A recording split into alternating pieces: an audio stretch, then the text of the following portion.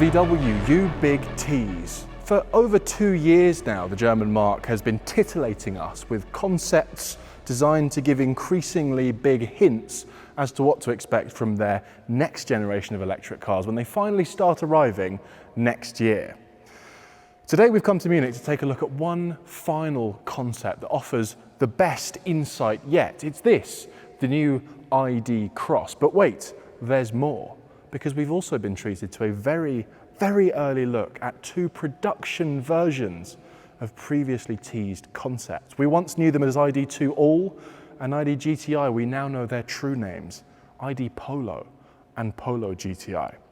Yep, VW might be running late to the affordable EV party, but it's starting to look like their arrival might be worth the wait. Welcome to the Everything Electric Show.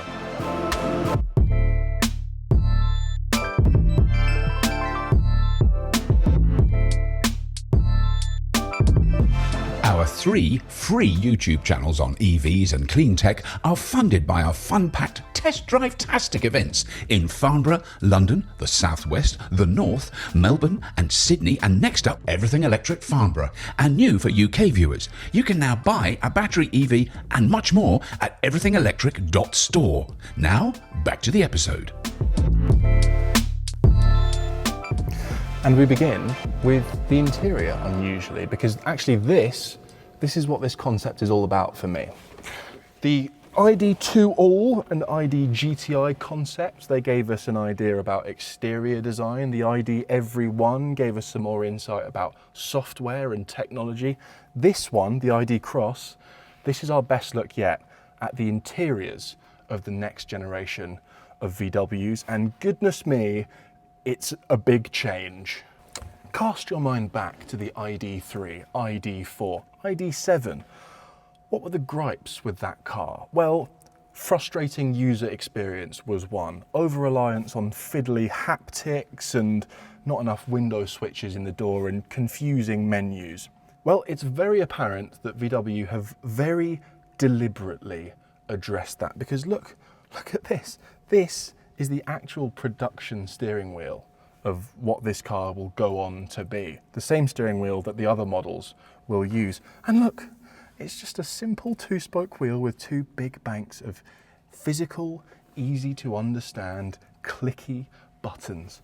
Look at this little masterpiece. This is the new bank of switches that will adorn the dash of every new VW model. All of them will have this lovely little bank of switches. Gone are the rubby haptics up here. There's now just room to rest your hand when you're operating the touchscreen, which, by the way, operates using a new interface which VW promises is much more intuitive. Perhaps most excitingly, if I very gently close this door, I've got 4 window switches. If you spent time with ID cars, you'll know what I'm talking about. They all have 2 window switches and then a haptic button you have to press in order to make those window switches serve the rear windows. Infuriating. Gone. Fixed.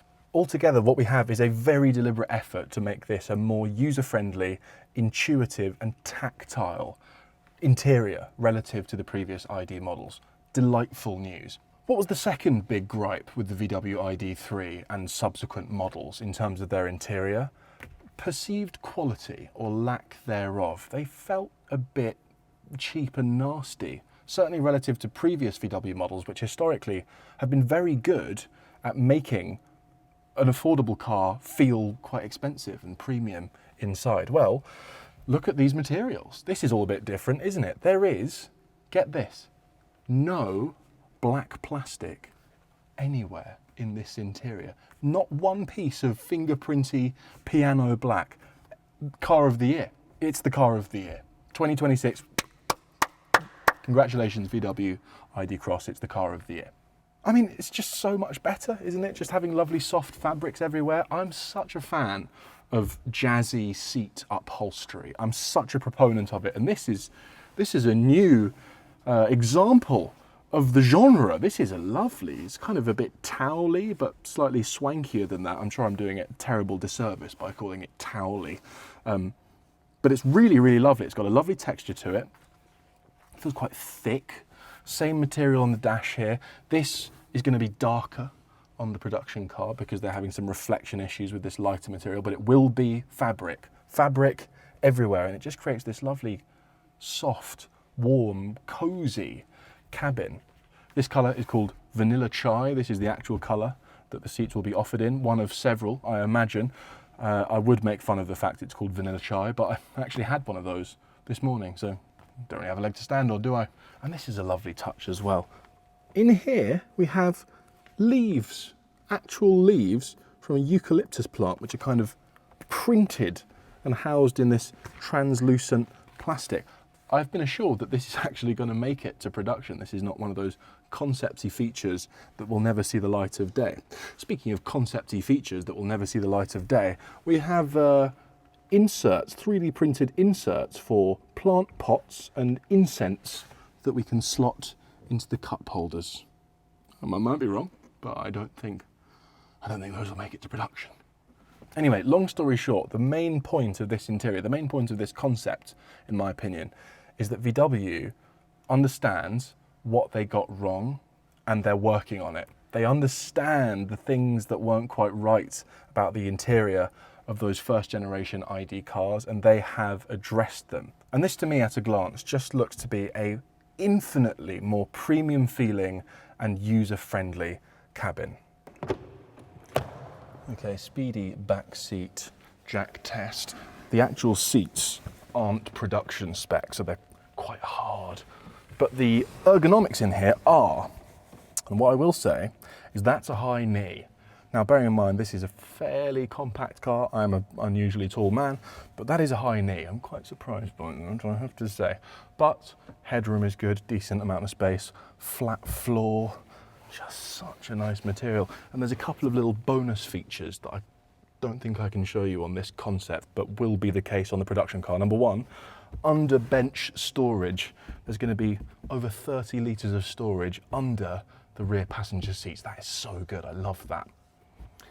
Additionally, there'll be the option to fold these back seats super far back and recline while charging, or I don't know, maybe camp in it. Nice big panoramic sunroof, that is going to production. It doesn't retract, but it will have a cover if you don't feel like getting sunburnt on a hot day. It is honestly quite surreal looking across that dash and thinking this is the next generation of VW ID car, because it's so utterly different to the first generation. And you have to applaud that from VW. It's difficult as a really big company to publicly admit that you made mistakes, that you got stuff wrong, and that's exactly what they've done. They've owned it, they've listened to criticism and feedback from journalists and customers, they've taken it on board, they've actioned it. We have the things that we wanted all along, proper physical buttons, no more rubby haptic stuff, and just a more premium interior. Nice. Right, let's do the outside now.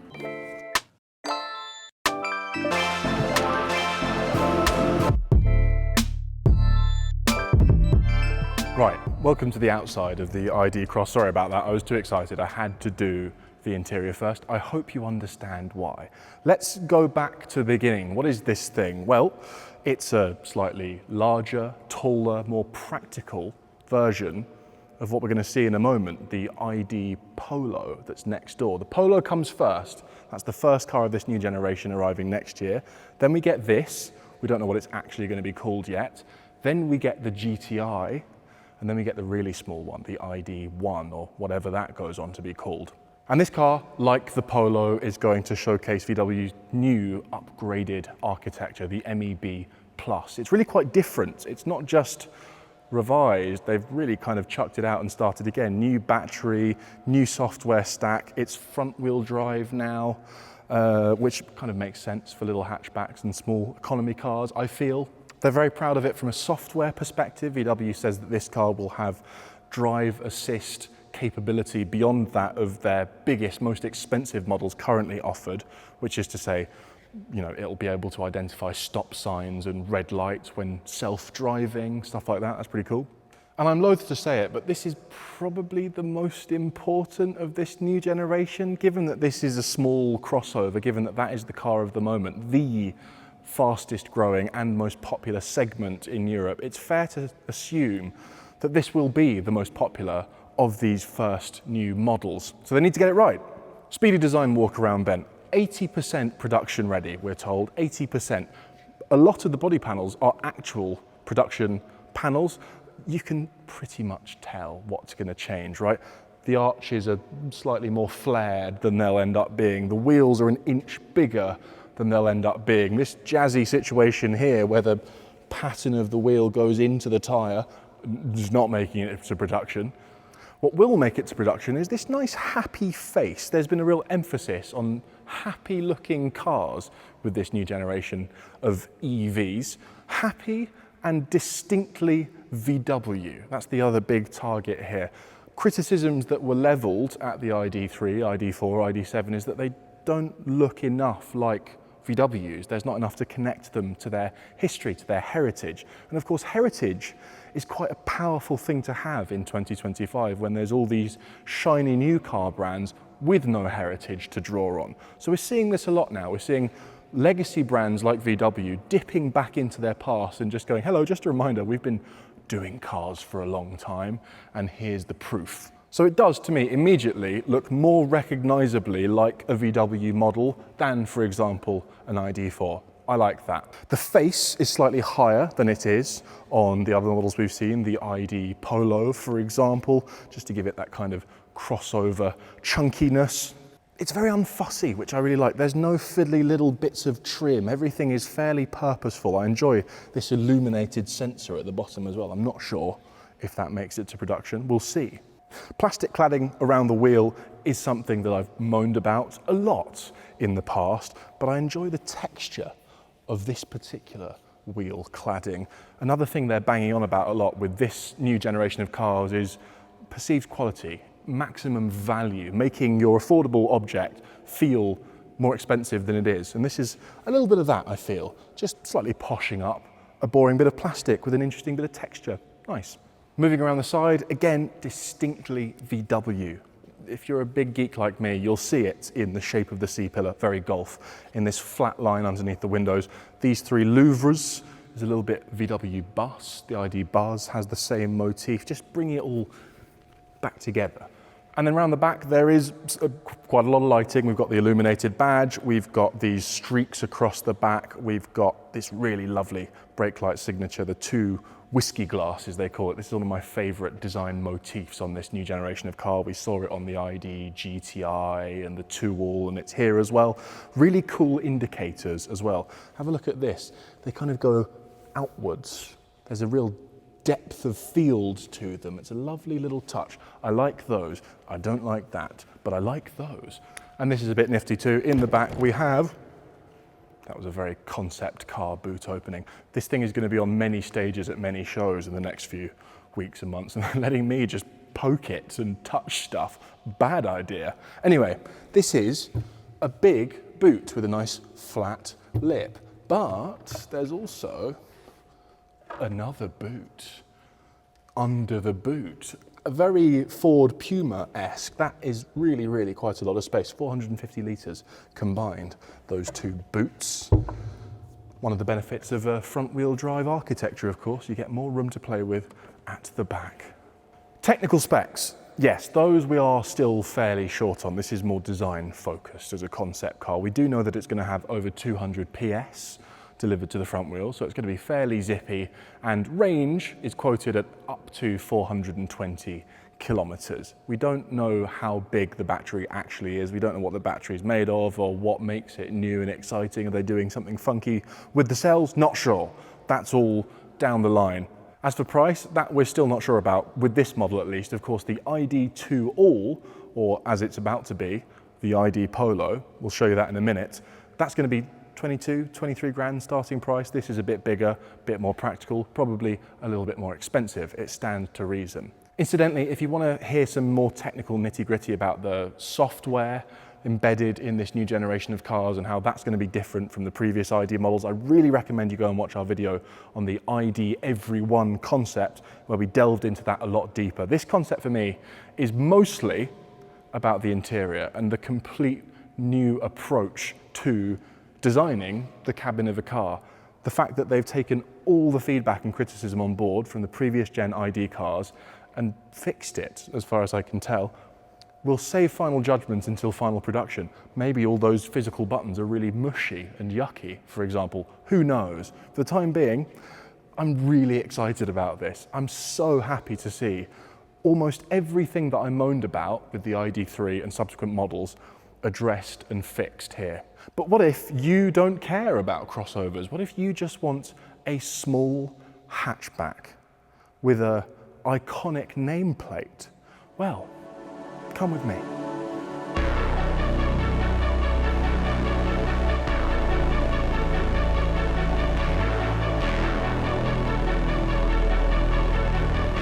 Right then, fancy some bonus content? Welcome to the first production versions of the next generation of electric VW. I'm going to be very honest with you. We didn't know these were going to be here. We came to Germany to film the Cross, and this is a pleasant surprise. Andy Mint was like, fancy a couple more? So we're winging it, but they're too exciting not to put into the video. I mean, the names alone are quite a big deal. This was the ID2All concept. This was the ID GTI concept. We now know that they will be called ID.Polo and ID.Polo GTI. That is rather significant, returning to classic names from their history, connecting with their heritage, all that good stuff. The same stuff they're doing in terms of design language, in fact.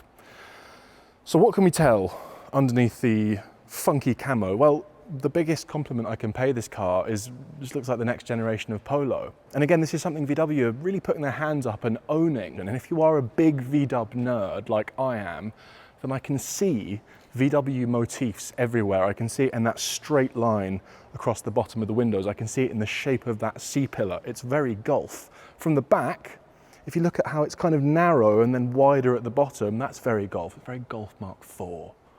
I stole that from Andy Mint, I'll be honest with you, I didn't come up with that myself. It's a much more traditional looking VW, and to my eye, a better looking car than just about any ID model that we've seen to date. Naturally, some things have shrunken and become less swollen on the journey from concept to reality. It's a little bit less wheel archy, the wheels themselves have gone down an inch in size, but that's about it, actually. Very encouraged by, well, just how similar this looks to that ID2All concept. Those brake lights, almost exactly the same, the two whiskey glass motif that I thought was especially cool. And to recap, this ID.Polo, this is £23,000. This is going to be the first one to arrive next year. This starts off this new generation.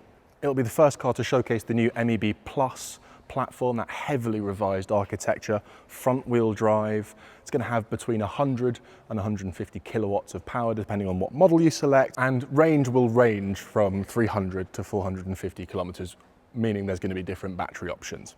That's the ID.Polo in a nutshell. This is the new ID.Polo GTI. ID.Polo GTI, one car. That's exciting. We had a look at the concept, the ID GTI concept in Wolfsburg, gosh, 2 years ago, I think now. And well, I was smitten as a former Golf GTI owner. This means a lot to me, seeing that badge adorn the back of an electric car. And again, design-wise, the headline is the same. It looks like the concept. It's still got big swollen arches. It's got a slightly different but aggressive rear wing and a big chunky diffuser. It's got the same awesome wheel design with that little golf ball motif in the middle. Again, they've shrunk down an inch in size because concept, reality, fine. But what a mean looking little thing this is.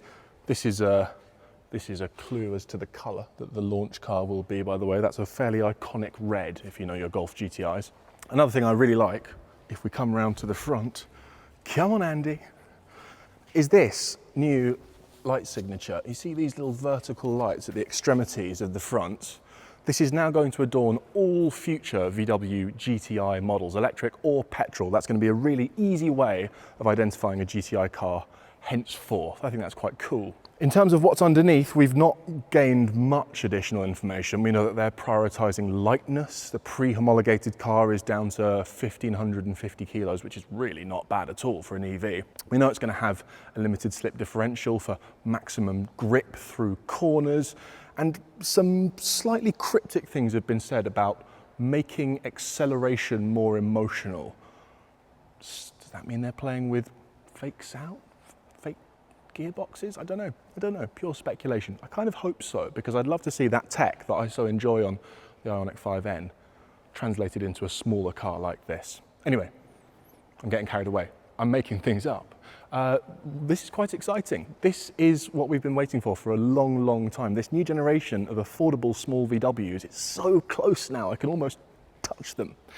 In the meantime, let us know what you think about the ID.Cross, about the new ID.Polo and Polo GTI in the comments. Please make sure to like and subscribe. And if you have been, thanks for watching.